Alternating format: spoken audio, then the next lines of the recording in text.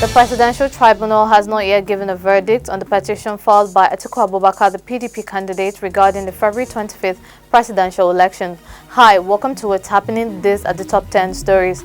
At number 1, the Presidential Tribunal in Abuja has not yet given a verdict on the petition filed by Atiku Abubakar, the People's Democratic Party candidate, regarding the February 25th presidential election. Atiku is questioning the announcement of President Bola Tinubu as the victor of the election. The Independent National Electoral Commission, Bola Tinubu, and the All Progressives Party are all involved in the lawsuit. The tribunal has reviewed the final written argument from both parties and will announce its decisions at a later date. At number 2, the Acting Police Inspector General Olukayode Egbetokun has ordered increased security measures to be implemented nationwide in preparation for upcoming protests organized by the Nigeria Labour Congress and the Trade Union Congress.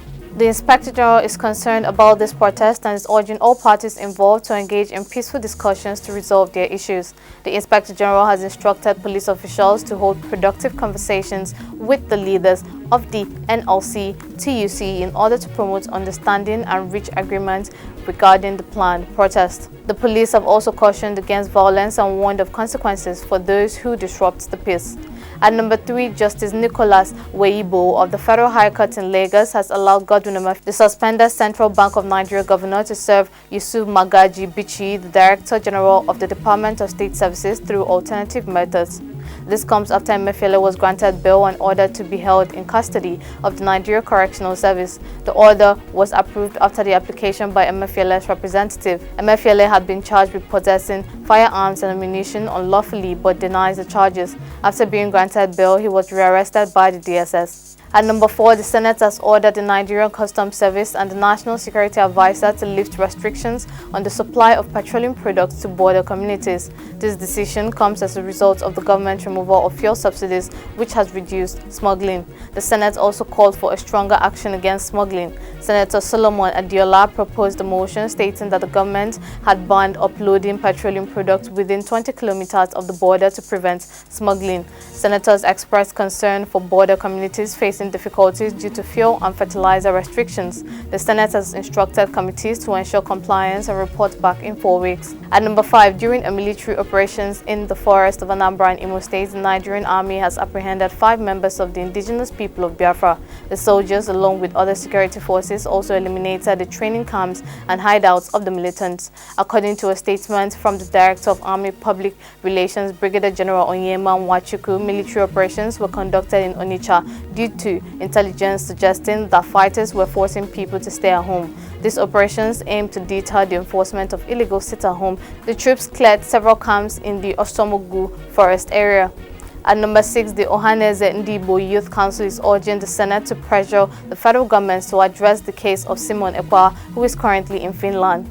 The Senate wants the federal government to contact the Finnish government to extradite Ekpa, who claims to follow Nnamdi Kanu, the imprisoned leader of IPOB. The president of the council, Mazioku Nabuike, believes Ekpa's actions in the southeast are criminal. Kanu expressed concerns about the sit-at-home orders, but Ekpa said he won't follow them unless Kanu meets with him in Finland. Oku believes Ekpa wants Kanu to remain in prison so he can continue his business under the Biafra movement. At number 7, today, the Senate reviewed the remaining 14 ministerial nominees. Senate President Godswill Akpabio had previously reviewed the 28 nominees sent by President Bola Tinubu. Some of the nominees to be reviewed include former Ebonyi Governor David Umahi, former Kaduna Governor Nasir El-Rufai, Special Advisor to the President Dele Alake, and former Minister of Health Ali Pet. At number 8, the Oyo State Secretariat remains closed for the second consecutive day due to a protest organized by the Nigeria Labour Congress, Trade Union Congress, and the Nigeria Union of Pensioners. The workers and pensioners are demanding various things from the state government and have vowed to continue their protest until the governor addresses their concerns. They blocked the entrances to the secretariat and insisted on speaking directly to the governor about their demands. The Labour leaders are calling for the government to fulfill their promises and address other unresolved matters.